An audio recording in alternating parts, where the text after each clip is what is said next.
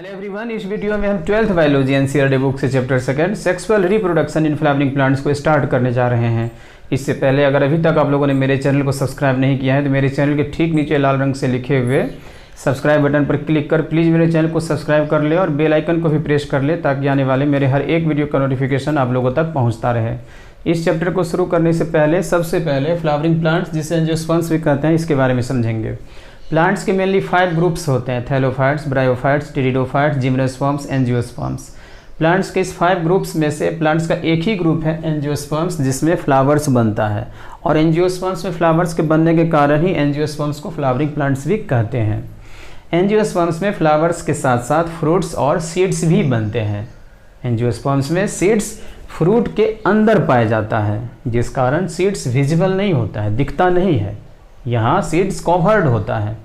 जबकि जिम्नोस्पर्म्स में फ्लावर्स और फ्रूट्स नहीं बनते हैं, सिर्फ सीड्स बनते हैं, सीड्स विजिबल होता है, इसी वजह से जिम्नोस्पर्म्स में सीड्स नेकेड होता है। तो इसमें लिखेंगे दे beer flowers, fruits and seeds and seeds are found inside the fruit। Angiosperms के सीड में एक स्ट्रक्चर है जिसे बोलते हैं कॉटिलेडॉन। इसे फिगर के माध्यम से समझ सकते हैं। जैसे मान लेते हैं कि ये ग्राम का सीड है, तो ग्राम के सीड के अंदर क्या होता है, एक स्ट्रक्चर होता है।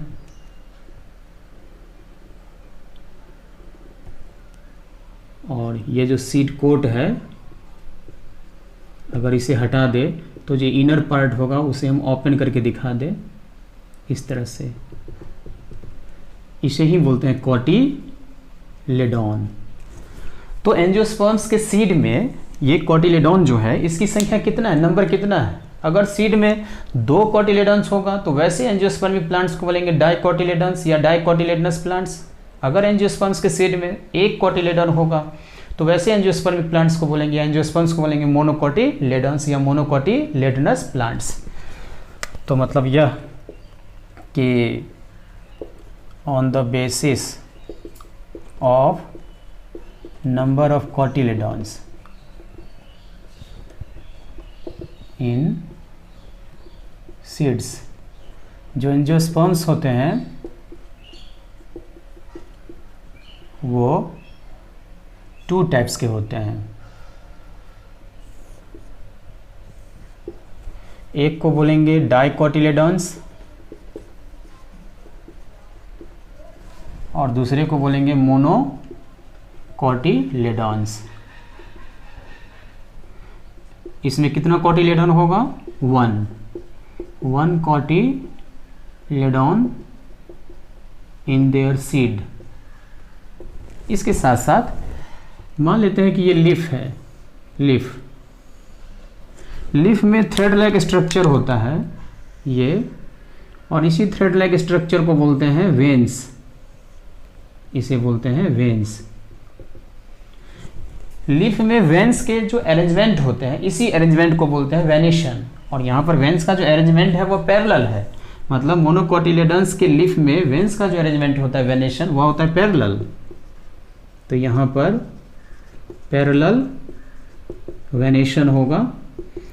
एग्जाम्पल्स की बात करें तो सीरियल्स, जितने भी अनाज वाले प्लांट्स हैं जैसे मेज, व्हीट, राइस है ना, ये सब आ जाएंगे मोनोकोटिलेडॉन्स में। इसके साथ साथ कोकोनट, डेट पाम, तो इस तरह से है। इसमें क्या होगा, 2 कोटिलेडॉन्स इन देयर सीड, मतलब एक सीड में 2 कोटिलेडॉन्स होगा।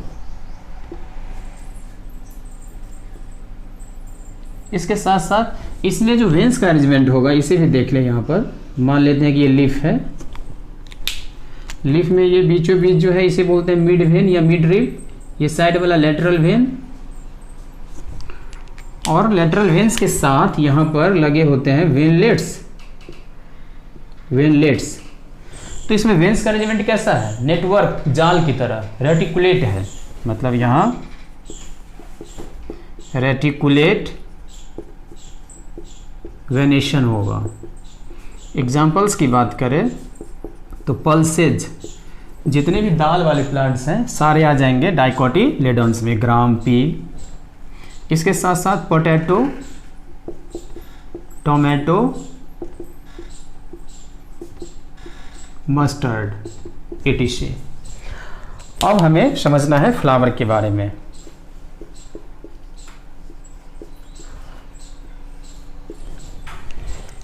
किसी भी एक फ्लावरिंग प्लांट में कुछ ऑर्गन्स होते हैं, root, stem, leaf, branch, flower. इसमें से रूट, स्टेम, लीफ, ब्रांच को बोलते हैं वेजिटेटिव पार्ट्स या सोमेटिक पार्ट्स, जो भाग लेते हैं वेजिटेटिव प्रोपेगेशन में, वेजिटेटिव रिप्रोडक्शन में भाग लेते हैं। फ्लावरिंग प्लांट का जो फ्लावर होता है वही भाग लेता है सेक्सुअल रिप्रोडक्शन में। क्यों?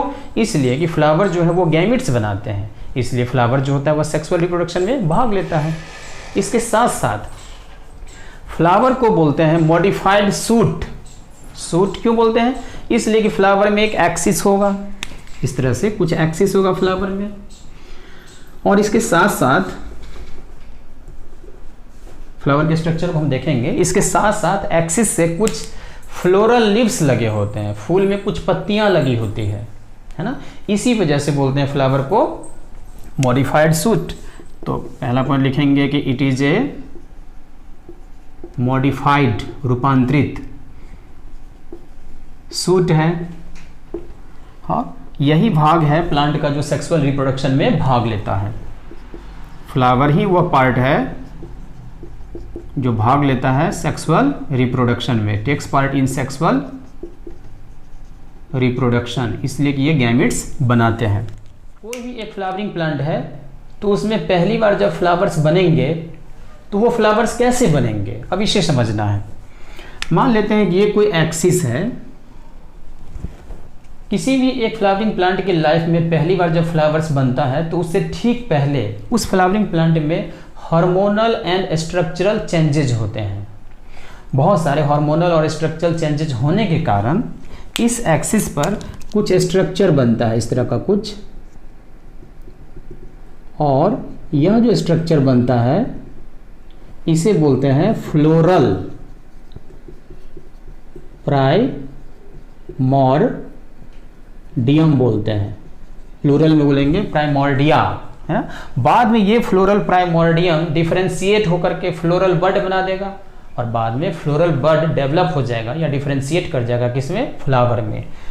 तो इस तरह से लिख सकते हैं कि सबसे पहले क्या बनेगा, फ्लोरल प्राइमोर्डियम, ये किस में डेवलप कर जाएगा, फ्लोरल बड में, और ये फ्लोरल बड किस में डेवलप कर जाएगा,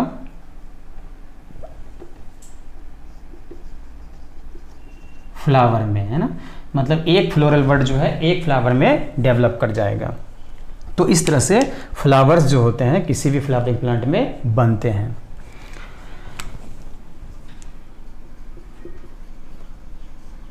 और अब हमें समझना है कि फ्लावर का स्ट्रक्चर कैसा होता है। इससे पहले मैं अब इसे इरेज कर रहा हूं। अब एक फ्लावर के स्ट्रक्चर को समझना है। फ्लावर में एक स्टॉक होगा जिससे पेरिसिल कहेंगे, मीन्स डंठल।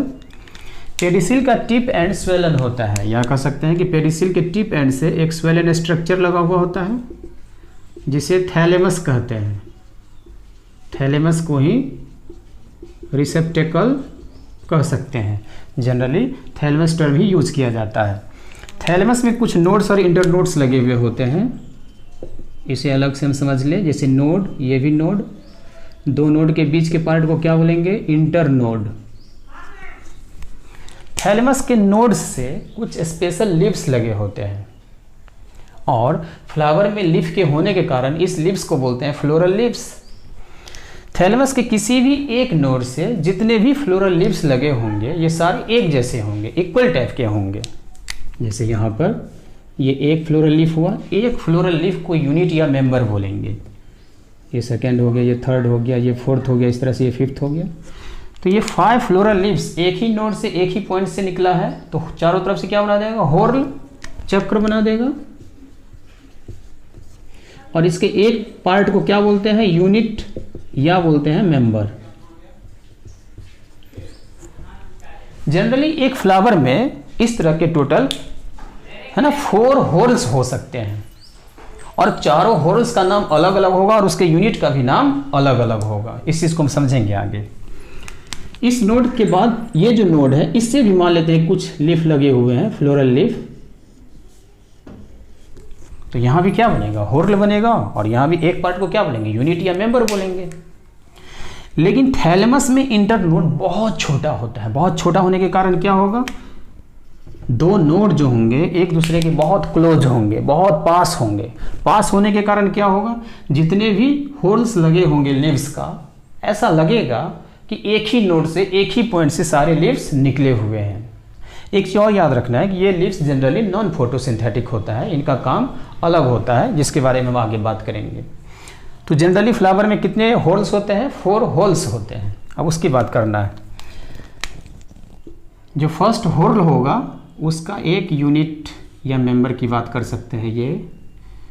ये जो यूनिट या मेंबर है इसे बोलेंगे सेपल।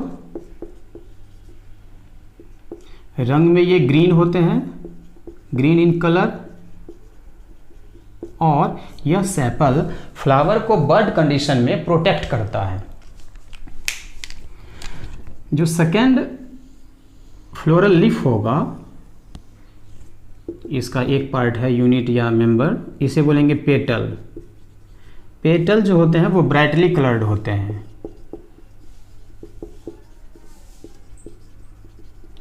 और पॉलिनेशन के लिए इंसेक्ट्स को अट्रैक्ट करते हैं, आकर्षित करते हैं अपने तरफ। ये पेटल और सेपल फ्लावर के ऐसे फ्लोरल लीफ हैं जो गैमेट्स नहीं बनाते हैं, इसलिए कह सकते हैं कि डायरेक्टली या सेक्सुअल रिप्रोडक्शन में भाग नहीं ले रहा है। इसलिए इन दोनों पार्ट्स को हम एक साथ कह सकते हैं नॉन एसेंशियल,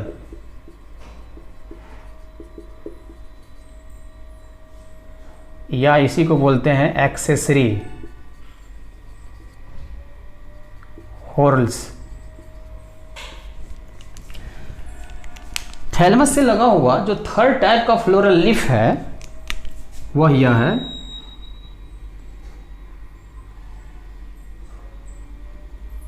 यह थर्ड टाइप का फ्लोरल लीफ है, इसे एस्टामेन कहते हैं। एस्टामेन में इस पार्ट को बोलते हैं फिलामेंट, और फिलामेंट का जो प्रॉक्सिमल एंड होता है, ये वाला नजदीक वाला जो एंड होता है, वह या तो थैलेमस से लगा होता है, नहीं तो कभी कभी पेटल से जुड़ा हुआ होता है, अटैच्ड होता है। तो एस्टामेन के इस पार्ट को क्या बोलेंगे, फिलामेंट। इस पार्ट को क्या बोलेंगे, एंथर। और इस तरह से इन दोनों को एक साथ बोलेंगे एस्टामेन। कितना एस्टामेन है, एक। एस्टामेन मेल गैमीट बनाते हैं, इसी वजह से एस्टामेन को बोलेंगे मेल रिप्रोडक्टिव ऑर्गन। तो ये भी याद रखना है कि एस्टामेन को बोलते हैं male reproductive organ. Male gamete को बनाएंगे कैसे, आगे देखेंगे। एंथर में अंदर में एक स्ट्रक्चर बनता है जो वास्तव में सेल्स है, और यह जो स्ट्रक्चर है इसे बोलते हैं पॉलन ग्रेन्स। तो पॉलन ग्रेन्स भी किसके अंदर हो जाएगा, एस्टामेन के अंदर हो जाएगा। इधर से भी एक एस्टामेन को बना दे, और ये पॉलन ग्रेन हो गया। जो फोर्थ टाइप का फ्लोरल लीफ होगा थैलेमस से लगा हुआ, वह होगा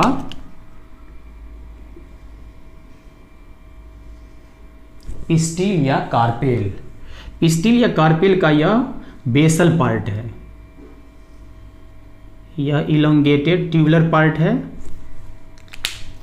और इससे लगा हुआ यह एक पार्ट है। तो इस तरह से यह पूरा मिल करके एक फ्लोरल लीफ है जो फोर्थ हॉर्ल का एक यूनिट या मेंबर है। इस पार्ट को बोलेंगे स्टिग्मा, इस पार्ट को बोलेंगे स्टाइल, और इस पार्ट को बोलेंगे ओवरी। ओवरी हॉलो स्ट्रक्चर होता है। ओवरी का यह जो पार्ट है इसे बोलेंगे ओवरी वॉल। ओवरी वॉल के अंदर की तरफ से एक स्ट्रक्चर लगा हुआ होता है, ये कुशन लाइक स्ट्रक्चर है। इस स्ट्रक्चर को बोलते हैं प्लेसेंटा, और इस प्लेसेंटा से एक ओवल स्ट्रक्चर लगा होता है, ओवल स्ट्रक्चर। ये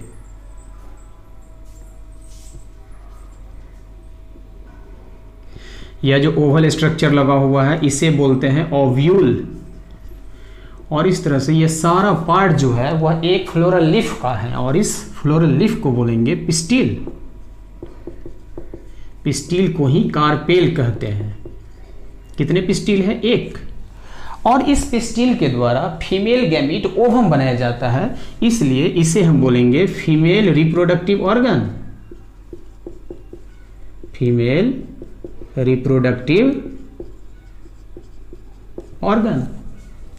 और इस तरह से यह ऐसा फ्लावर है जिसमें मेल रिप्रोडक्टिव ऑर्गन स्टामेन और फीमेल रिप्रोडक्टिव ऑर्गन पिस्टिल दोनों एक ही फ्लावर में है, इसलिए इस फ्लावर को बोलेंगे बाइसेक्सुअल फ्लावर। फ्लावर का यह सेक्शनल व्यू का स्ट्रक्चर है। सेक्शनल व्यू का मतलब क्या हुआ कि फ्लावर को काट करके उसके अंदर के स्ट्रक्चर को देखा गया है लॉन्गिट्यूडनल एक्सिस पर, इसलिए बोलेंगे फिगर जो है यह structure of LS of A bisexual.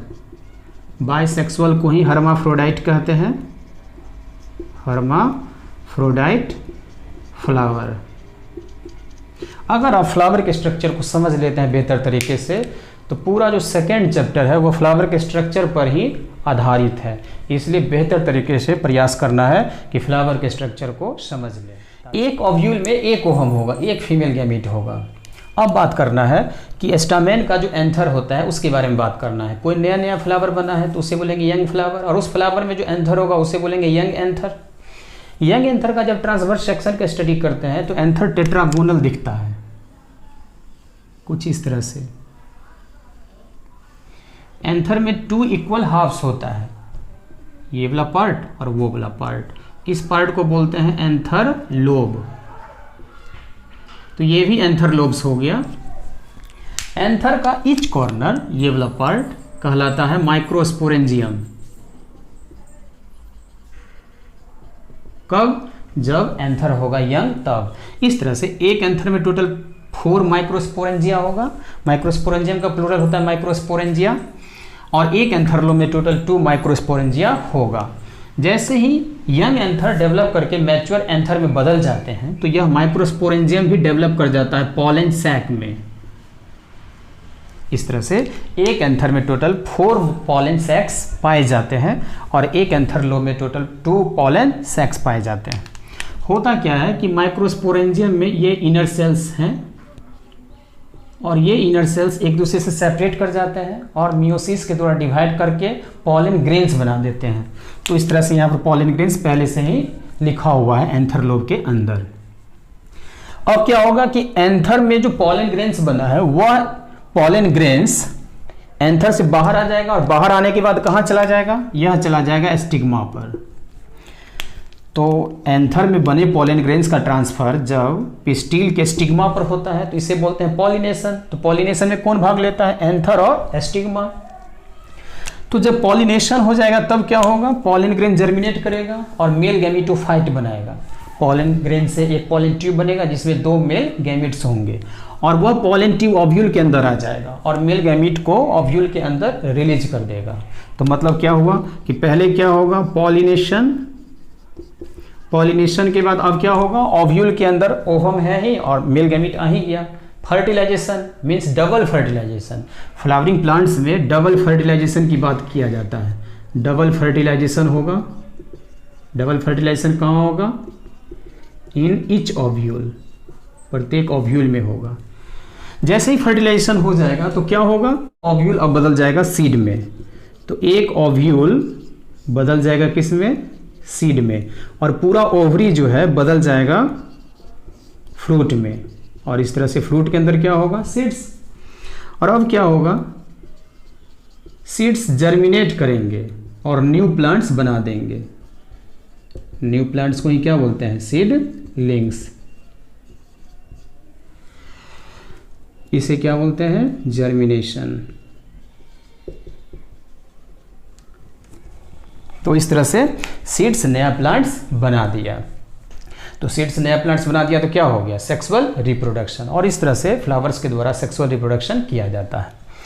और अब मैं इसे इरेज करता हूँ, और जो इसमें 4 डिफरेंट टाइप्स के होल्स हैं और 4 डिफरेंट टाइप्स के यूनिट्स हैं, अब उसका मैं नाम लिख देता हूँ यहाँ पर।